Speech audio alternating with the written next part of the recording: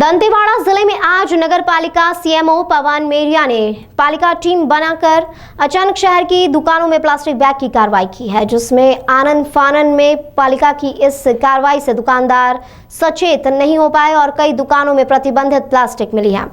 दुकानों में कार्रवाई के दौरान 16 किलो से अधिक प्लास्टिक मिली, जिससे उन दुकानदारों पर पालिका ने 15,600 रुपये का कुल अर्थदंड लगाया है। और तो और पवन मेरिया का कहना है कि यदि इसके बाद भी यदि अगली कार्रवाई में प्रतिबंधित प्लास्टिक मिली तो फिर दुकानदारों पर चालानी कार्रवाई के साथ साथ अर्थदंड भी दोगुना किया जाएगा। उन्होंने बताया कि इस कार्रवाई में अर्थदंड के साथ ही दुकानदारों को समझाइश भी दी गई है। टीम की इस कार्रवाई का अब क्या परिणाम होगा यह तो आने वाला वक्त ही बताएगा, परंतु पालिका के इस कदम से दुकानदार काफी नाखुश नजर आए। जी, मैं पंचूराम साहू पुराना नगर पंचायत डोंगड़ गांव में आधार संचालन का कार्य विगत 5 वर्षों से कर रहा हूं। और यहां चूँकि पहले मैं प्राइवेट सेक्टर में कर रहा था, लेकिन उच्च अधिकारियों के आदेश दिशा निर्देशन में लिखित में जो मुझे प्राप्त हुआ कि अब गवर्नमेंट बिल्डिंग में ही आधार बनाई जाएगी, प्राइवेट में नहीं बनाई जाएगी, नहीं तो आईडी ब्लॉक हो जाएगी। तो दिशा निर्देश और कागज़ के हिसाब से कलेक्टर साहब का जो आदेश जारी हुआ, उसके हिसाब से उस आदेश को मैंने नगर पंचायत में दिया। उसके हिसाब से इनने मुझे नगर पंचायत का एक कमरा आवंटित किया स्थायी रूप से आधार बनाने के लिए और CSC चलाने के लिए।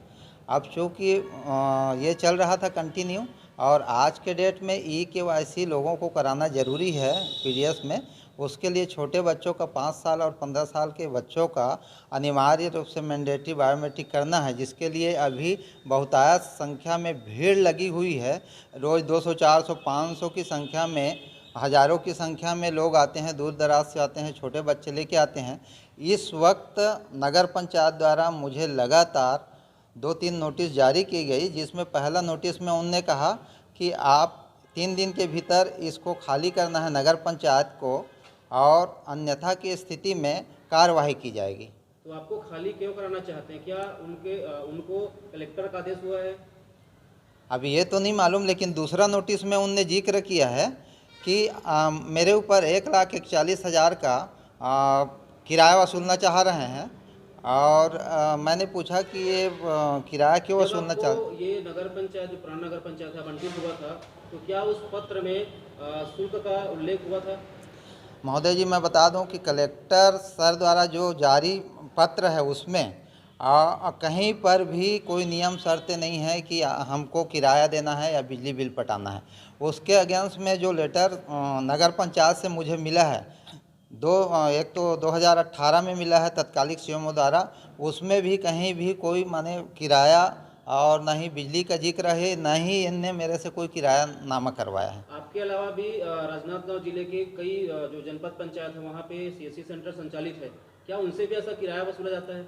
नहीं, अभी तक कोई सेंटर वाले ने कहीं पर भी किराया नहीं भरा है, क्योंकि ऐसा किराया का कहीं पर भी जिक्र नहीं, इसलिए देने का सवाल ही पैदा नहीं होता। कोई अभी तक नहीं दे पा रहे हैं। आगे आप क्या कार्रवाई करेंगे? है? आगे आप क्या कार्रवाई करेंगे? आगे अब सर, मेरे पास जो कलेक्टर सर का आदेश लेटर है, दो CMO सर का है, उस हिसाब से जो पत्र के हिसाब से मेरे को लगता है कि नगर पंचायत ज़बरदस्ती परेशान करने की नीयत से मेरे पीछे पड़े हुए हैं। और यहाँ तक बता दूं कि अभी 1 हफ्ता पहले मेरे गैर हाजिरी में यहाँ पे आधार की काम चल रही थी, काफ़ी संख्या में लोग थे, और बिना कोई सूचना के खंभा में चढ़ के लाइट काट देते हैं। तो मुझे जब दूसरे दिन पता चलता है बाहर से, तो मैंने लिखित और मौखिक तौर पे बिजली ऑफिस में कंप्लेन किया। तो वहाँ के जब कर्मचारी आए सुधारने के लिए, तो देखे कि ऊपर से कटा था बिजली पोल से। तो वो जब चढ़े सुधारने के लिए, तो एक नगर पंचायत के कर्मचारी दीपक मेश्राम द्वारा उनको आकर रोक दिया गया कि बिजली जो है विद्युत विभाग काटी है फिर नगर पंचायत कर्मचारी? नगर पंचायत के कर्मचारी काटे हैं। तो ऐसा क्या नियम है क्या कि नगर पंचायत के अधिकारी जो हैं विद्युत को काट सकते हैं?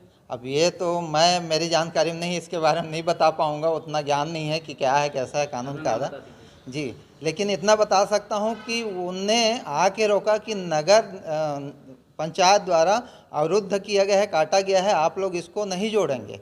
तो वो लोग अपने पैर चले गए। नाम बता दो। मैं पंचूराम साहू, आधार संचालक पुराना नगर पंचायत डोंगड़ गांव।